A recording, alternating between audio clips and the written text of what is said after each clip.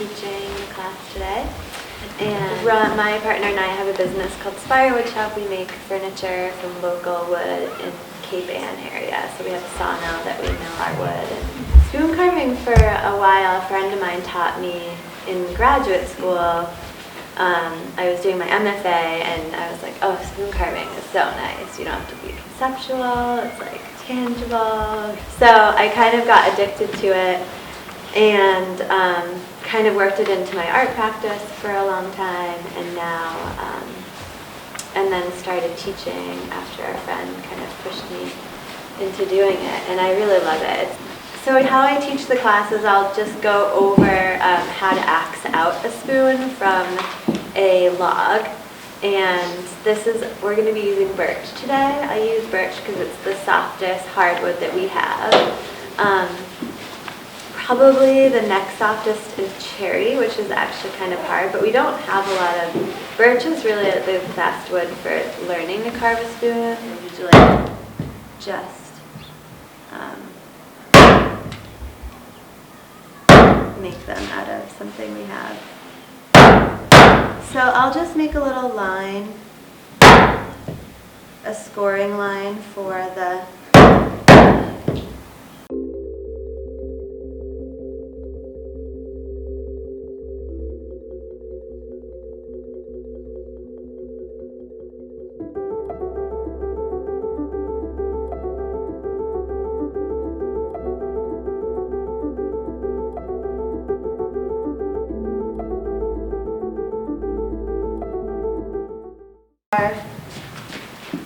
and then I'll cut it again. When you're getting a piece of, if they feel too dry, then you don't want to use that. So this is the beginning of your spoon. The bowl of the spoon would be like that, so you'd get one spoon. If it was smaller, like 2 or 3 inches. So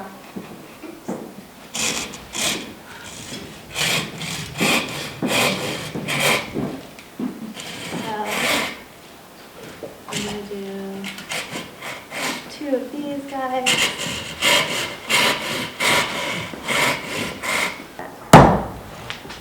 Yeah, so you want to hold your hand on the farthest end.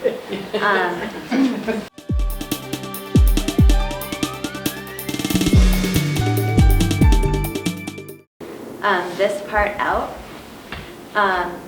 it won't go all the way into the bowl of the spoon. You see we have these 2 different spots where we can kind of cut into. And you can use your mallet on this, or some people will just have their hand there.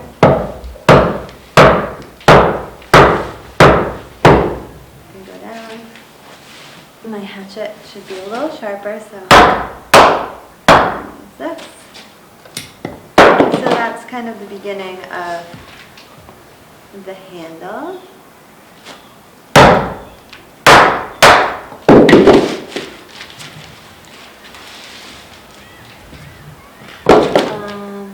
Yeah. So, and then there's still that. So when you're holding the hatchet, the closer you have it to the blade, the more control you'll have, and then the farther out is less control, but more power.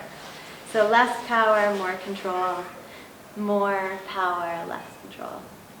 And so when you're doing a little slice, you want to start at the bottom and do some relief cuts, and then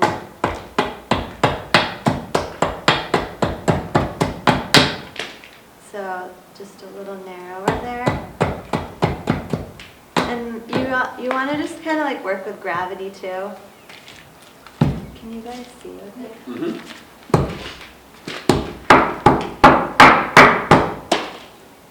Yeah, and as much as you can, you don't have to even pull your hatchet up. So that and then we'll do this side. And I always have my fingers out of the way.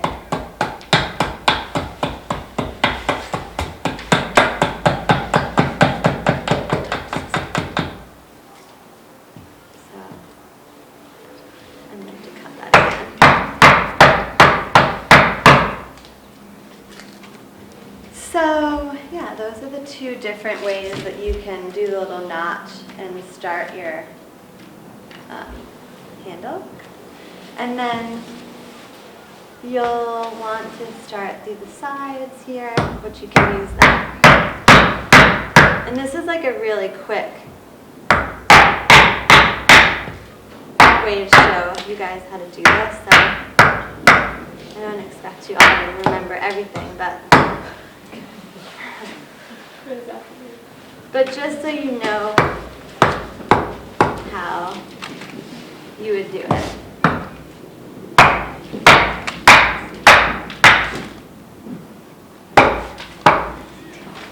And then for this, so that I'll kind of can like start there and work your way down. So I'm really just like using a lot of gravity to cut that. So this is like a really great technique is just hitting it in and then using the spoon to push into it.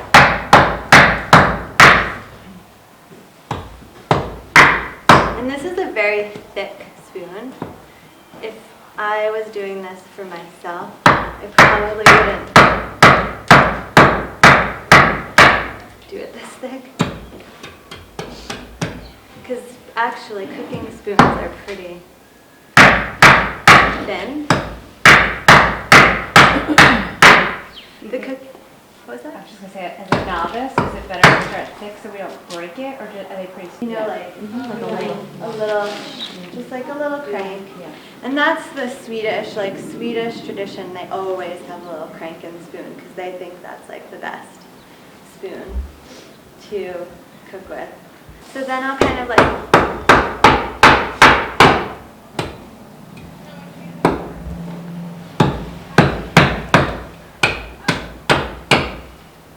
make the bowl of the spoon. And I'll do as much as I can before I start carving because it really saves your hands if you're doing it a lot to use the hatchet as much as possible. But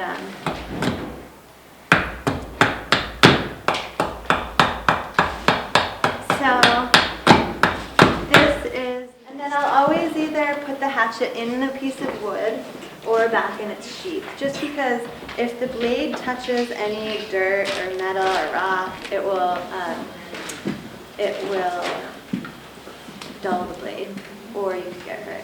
But if you guys all want to choose that one, there's a few different styles. There's one with a pointy bowl, rounded bowl. Some are all rounded, some are long and rounded. But that's the thing in the spoon if you are looking for a style you want to keep, because it's harder to change that in the spoon blank. Turn it green by water? You know, I don't know. I saw like a post from someone that I've taken a class with before, and she was like, accidentally let my spoons dry out, so resoaking them. And I was like, oh, I didn't even know you could do that. You should always try it. Yeah. I don't think it would ever be the best, but you should always try it.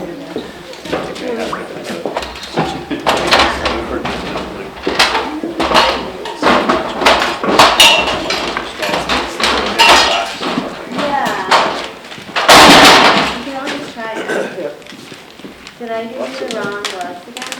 Two of the same. No, that was fine. Oh, yeah? Well, at least it worked. Well, these ones are the... Oh, I see. Huh.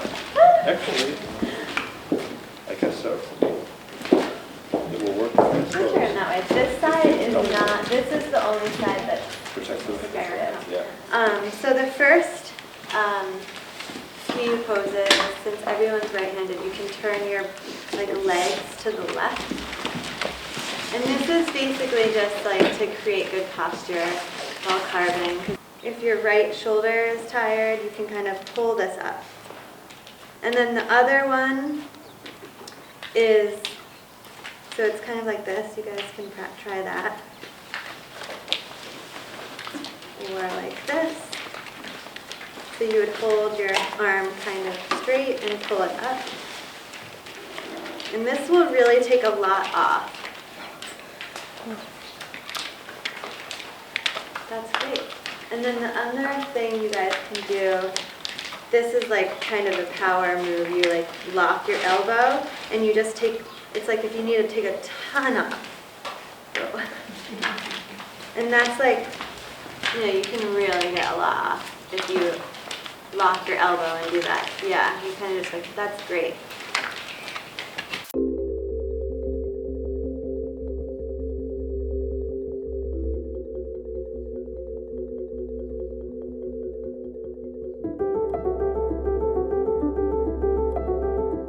Your first spoon should just be kind of like a free form, like what kind of happens, but you can always have like a little design thought in the back of your head while you're doing it. Should you be doing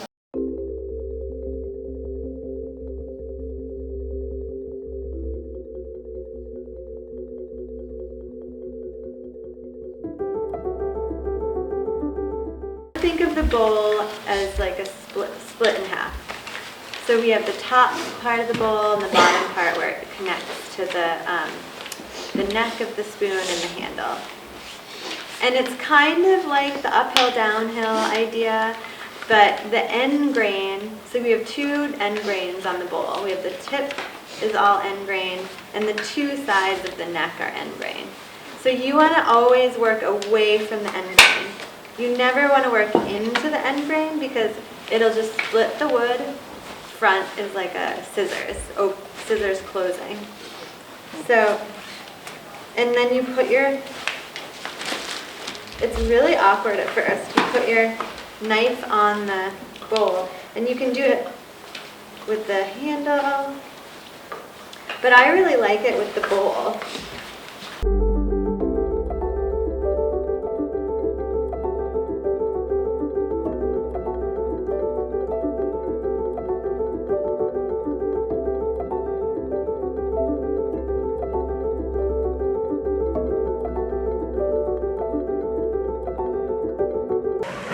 But a lot of people, when they dry, I'll explain in a minute how to dry the spoons out after class.